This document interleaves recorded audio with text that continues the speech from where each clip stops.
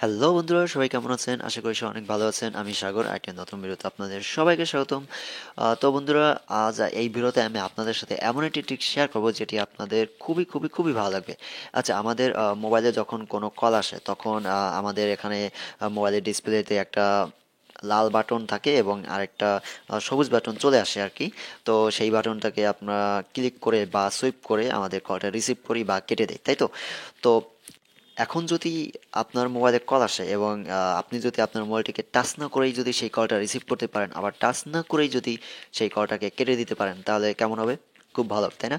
এবং আপনার চারপাশে যারা এরকম দেখবে যে আপনি আপনার মোবাইলটা টাচ না করেই জাস্ট রিসিভ করে ফেলছেন, আবার কেটেও ফেলছেন, তারা কিন্তু সবাই অবাক হয়ে যাবে, তাই না?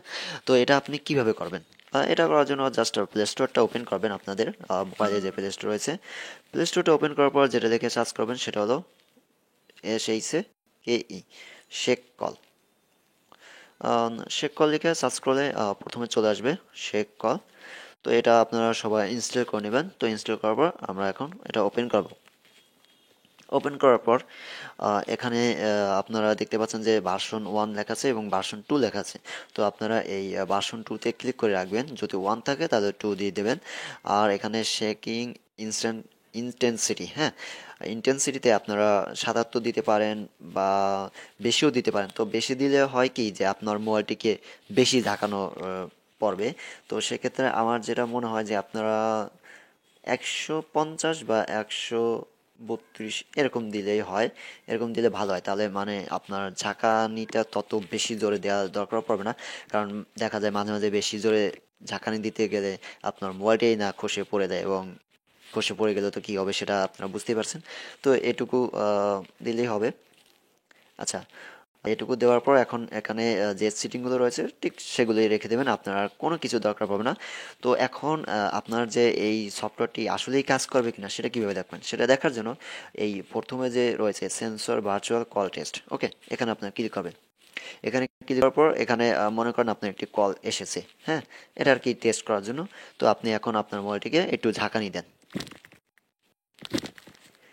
আপনারা দেখতে পাচ্ছেন যে আমার কলটি রিসিভ হয়ে গেছে। তো এখানে আসলে কল রিসিভ হয় না, কিন্তু আপনার যখন মানে সত্যি সত্যি কল আসবে তখন জাস্ট ঝাঁকানিটা দেবেন, কল রিসিভ হয়ে যাবে।